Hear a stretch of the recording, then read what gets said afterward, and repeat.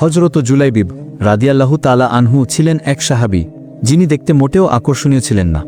সমাজের দৃষ্টিতে তিনি তেমন গুরুত্বপূর্ণ কেউ ছিলেন না, কিন্তু তার হৃদয় ছিল পবিত্র, ঈমান ছিল অটল। তার নাম হযরত জুলাইবিব রাদিয়াল্লাহু তাআলা আনহু। একদিন রাসূলুল্লাহ সাল্লাল্লাহু আলাইহি ওয়াসাল্লাম মসজিদে নববীতে বসেছিলেন। আশপাশে অনেক সাহাবী উপস্থিত ছিলেন। হঠাৎ তার দৃষ্টি পড়ল সেই নিঃসঙ্গ সাহাবীর দিকে। তিনি স্নেহভরে ডাক দিলেন, জুলাইবিব, তুমি তো এখনো বিয়ে করনি। আমি তোমার জন্য একজন জীবনসঙ্গিনী ঠিক করে দিতে চাই। জুলাইবিব রাদিয়াল্লাহু তাআলা আনহু কিছুটা বিস্মিত হলেন।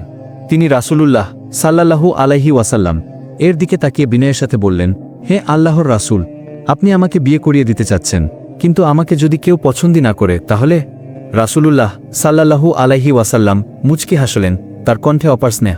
আল্লাহর কাছে তুমি কখনোই অপছন্দনীয় নও জুলাইবিব। এই কথা শুনে জুলাইবিবের চোখে এক মুহূর্তের জন্য আনন্দের ঝলক দেখা গেল, কিন্তু পরক্ষণেই তিনি ভাবনায় পড়ে গেলেন। নবীজি সাল্লাল্লাহু আলাইহি ওয়াসাল্লাম তার জন্য পাত্রী খুঁজবেন, কিন্তু কেউ কি সত্যিই তাকে গ্রহণ করবে? পরদিন এক আনসারী সাহাবী রাসূলুল্লাহ সাল্লাল্লাহু আলাইহি ওয়াসাল্লাম এর খেদমতে এলেন। তার এক বিধবা কন্যার জন্য তিনি উত্তম পাত্র খুঁজছিলেন। নবীজি সাল্লাল্লাহু আলাইহি ওয়াসাল্লাম তখন বললেন, তোমার মেয়েকে আমার কাছে বিবাহ দিয়ে দাও। সাহাবী আনন্দে উজ্জ্বল হয়ে উঠলেন। তিনি ভাবলেন, স্বয়ং রাসূলুল্লাহ সাল্লাল্লাহু আলাইহি ওয়াসাল্লাম যদি তার মেয়েকে বিবাহ করেন, তবে তাদের পরিবার কত সৌভাগ্যবান হবে। তিনি উচ্ছ্বসিত হয়ে বললেন, অবশ্যই হে আল্লাহর রাসূল।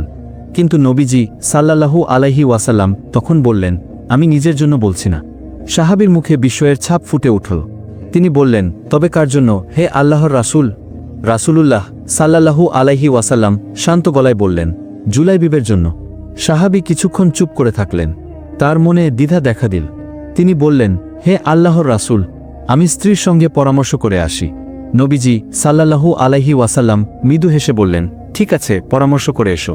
সাহাবী বাড়ি ফিরে গিয়ে স্ত্রীর সঙ্গে কথা বললেন, আল্লাহর রাসূল সাল্লাল্লাহু আলাইহি ওয়াসাল্লাম আমাদের মেয়ের জন্য বিয়ের প্রস্তাব পাঠিয়েছেন। স্ত্রী খুশি হয়ে বললেন, এটা তো অনেক বড় সৌভাগ্যের কথা, আমরা অবশ্যই তা গ্রহণ করব। সাহাবী তখন একটু থেমে বললেন, কিন্তু নবীজি সাল্লাল্লাহু আলাইহি ওয়াসাল্লাম নিজের জন্য চাননি। স্ত্রী কিছুটা অবাক হয়ে জিজ্ঞেস করলেন, তাহলে কার জন্য? সাহাবী ধীরে ধীরে বললেন, জুলাইবিবের জন্য। স্ত্রী হতবাক হয়ে গেলেন। তার কণ্ঠে দ্বিধা, না, এটা হতে পারে না। আমরা আমাদের মেয়ের জন্য এমন কতজনকে ফিরিয়ে দিয়েছি, আর তুমি এখন জুলাইবিবের কথা বলছো? সাহাবী চিন্তিত হয়ে পড়লেন। কি করবেন বুঝতে পারছিলেন না। নবীজি সাল্লাল্লাহু আলাইহি ওয়াসাল্লাম এর প্রস্তাব ফিরিয়ে দেবেন নাকি স্ত্রীর মতো মানবেন? ঠিক তখনই পর্দার আড়াল থেকে তাদের কন্যার কণ্ঠ ভেসে এল, বাবা, আপনাদের কাছে বিয়ের প্রস্তাবকে পাঠিয়েছেন। সাহাবী বললেন, আল্লাহর রাসূল সাল্লাল্লাহু আলাইহি ওয়াসাল্লাম।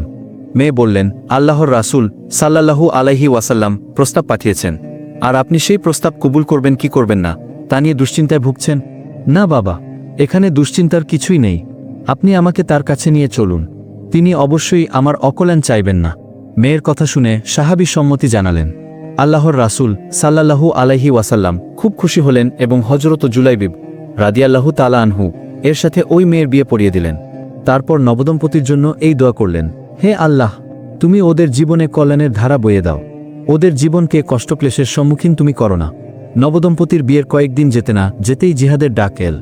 আল্লাহর রাসূল সাল্লাল্লাহু আলাইহি ওয়াসাল্লাম এর সাথে জিহাদে বের হলেন হযরত জুলাইবিব রাদিয়াল্লাহু তাআলা আনহু। যুদ্ধ শেষে খোঁজাখুঁজি করে অনেককেই পাওয়া গেল না। এক পর্যায়ে নবীজি সাল্লাল্লাহু আলাইহি ওয়াসাল্লাম বললেন, আমি যে জুলাইবিবকে দেখছি না।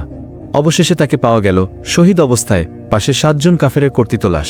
খবর পেয়ে আল্লাহর রাসূল সাল্লাল্লাহু আলাইহি ওয়াসাল্লাম তার লাশের পাশে এসে দাঁড়ালেন।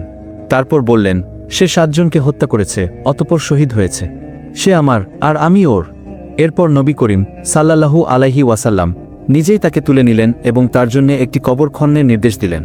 হযরত আনাস রাদিয়াল্লাহু তাআলা আনহু বলেন, আনসার সাহাবীদের মধ্যে জুলাইবিবের স্ত্রীর চেয়ে অধিক দানশীলা মহিলা আর ছিলেন না। তার শাহাদাতের পর তার বিধবা স্ত্রীর কাছে অনেকেই বিবাহের প্রস্তাব নিয়ে ছুটে এসেছিলেন। আল্লাহ আমাদেরও জীবনের প্রতিটি বাঁকে তার এবং তার রাসূলের অনুসরণ ও পূর্ণ আনুগত্য করার তৌফিক দান করুন। আমিন।